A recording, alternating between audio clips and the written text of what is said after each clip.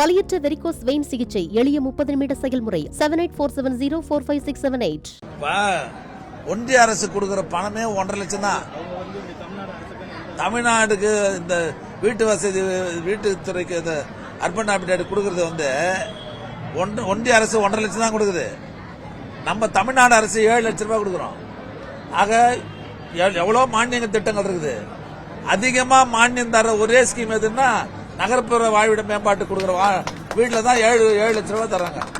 இப்ப நம்முடைய முதல்வர் என்ன பண்ணாரு, இப்ப 7 லட்சம் நம்ம கொடுக்குறோம். ஒன்றிய அரசு 1.5 லட்சம் 8.5 லட்சம் ரூபாய். ஆனா ஒரு வீடு கட்டினா 13 லட்சம் 14 லட்சம் ஆகுது. இதுக்கு பயனாளிகள் பங்கு கிட்டத்தட்ட 5 லட்சம் 4 லட்சம் கொடுக்க வேண்டியது இருக்குது. இதை கூட நம்முடைய முதல்வர் என்ன பண்ணாருன்னா, பாவம் கஷ்டப்படுறாங்கன்னு சொல்லி இந்த திட்ட குடியிருப்புகள்ல சாலை போடுறது, மின் இணைப்பு வழங்குறது, கழிவுநீர் வடிகால் பைப்பு போடுறது, குடிநீர் பைப்பு போடுறது, இதற்கான செலவை நம்ம அரசே ஏத்துக்கலாம், இது பயனாளிகள் தலையில் வைக்க வேணாம்னு சொல்லி அந்த பணத்தை கூட நாங்க அதாவது அரசு ஏற்றுக்கொண்டு இன்னைக்கு 1.5 லட்சம் ரூபாய் கட்டினா போறோம்னு சொல்லி உத்தரவு போட்டிருக்கிறவர் நம்முடைய முதல்வர் அவர்கள் என்பதை நான் தெரிவிக்கிறேன். குறைஞ்சு போகுது. இப்ப அதுக்கு முன்ன இந்த ரோடு போடுறது, இபி லைன் வாங்குறது, கழிவுநீர் கால்வா போறது, குடிநீர்லாம் பயனாளிகள் தலைமையில் போவோம். இப்ப நம்முடைய முதல்வர் என்ன பண்ணிட்டாரு, பொதுமக்களுடைய கோரிக்கை ஏற்று இந்த திட்டங்கள்லாம் அரசே எடுத்துக்கலாம். வெறும் 1.5 லட்சம் ரூபாய், அது எவ்வளவு ரூபாய், 5 லட்சம் 16 லட்சம் ஆனா கூட அந்த மறுகுட்டு கடுமான குடியாமர்த்த இருக்கிற அந்த வீடுகளை 1.5 லட்சம் ரூபாய் கொடுத்தா போறோம்னு உத்தரவு போட்டிருக்கிறார் நம்முடைய முதல்வர். 1970ஆம் ஆண்டு மாண்புமிகு தமிழ்நாடு முதலமைச்சராக இருந்த தலைவர் கலைஞர் அவர்கள் முதல்ல இந்தியாவிலேயே குடிசை மாற்று வாரியத்தை நம்முடைய தமிழ்நாட்டில் தான் தொடங்கினாரு. இந்த திட்டம் எதற்காக தொடங்கப்பட்டது என்று சொன்னால், சென்னையில் இருக்கிற கூவம் நதிக்கரை, அது மாதிரி பக்கிங்காம் கால்வாய், அடையாறு, அந்த ஆத்தங்கர ஓரத்தில் இருக்கிற மக்கள் எந்தவித அடிப்படை தேவையும் இல்லாமல்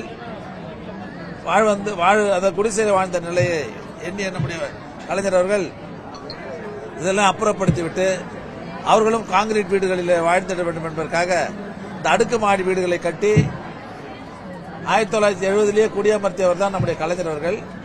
இன்னைக்கு 1 லட்சத்திற்கும் மேற்பட்ட வீடுகள் சென்னையில் கட்டப்பட்டு இந்த வாரியத்தால் பராமரிக்கப்பட்டு வருகிறது.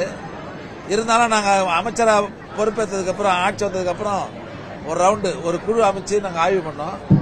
அதில் சென்னையில் மட்டும் 27,158 வீடுகள் 50 வருஷம் 40 வருஷத்துக்கு முன்ன கட்டின வீடுங்க. நீண்ட நாளுடைய பயன்பாடு, தட்பவெப்ப சூழ்நிலை காரணமாக அதாவது இடிஞ்சிட்டு அப்படியே உளுத்து போன நிலைமையில் இருக்குது. இதையெல்லாம் நம்முடைய மாண்புமிகு தமிழ்நாடு முதலமைச்சர்கிட்ட சொன்னோம். 27,000த்துக்கும் மேற்பட்ட வீடுகள் சென்னையில் மட்டும் இருக்குது. இதை அந்த ஜனங்களுடைய கோரிக்கை என்னன்னு சொன்னா, அதெல்லாம் இடிச்சிட்டு புதுசாக கட்டி தரணுன்ற மாதிரி கோரிக்கை வச்சிருக்கிறாங்க. அப்படின்னா படிப்படியாக இடிச்சு கட்டணும்னு சொல்லி உத்தரவிட்டு 212 205 சதுர அடியில் தான் இருந்தது. இப்ப கட்டுற வீடுகள்லாம் 400 சில்லற சதுர அடியில், 400க்கு 410 400 இப்படி சதுர அடியில் கட்டி அந்த வீடுகள்லாம் படிப்படியாக இடிச்சு கட்டணும்னு சொல்லி முதல்வர் உத்தரவிட்டு 21 22 23 2 நிதியாண்டுகளில் 2400 கோடி ரூபாய் ஒதுக்கீடு செய்து இப்ப 15,000 வீடுகள் கட்டுவதற்கு திட்டமிட்டு டெண்டர்லாம் வச்சு இப்ப பணிகள் நடைபெறுகிறது. வருகின்ற அடுத்த ஆண்டு, அதுக்கு அடுத்த ஆண்டும் மீதி இருக்கிற இந்த 27,000த்துல 5,000 போச்சுன்னா 12,000 13,000 வீடு கட்டுறதுக்கு வேண்டிய ஏற்பாடுகளை இப்போ நாங்கள் செய்து கொண்டிருக்கிறோம் என்பதை நான் தெரிவித்துக் கொள்கிறேன். செய்திகளை உடனுக்குடனும் துல்லியமாகவும் தெரிந்து கொள்ள சப்ஸ்கிரைப் பண்ணுங்க.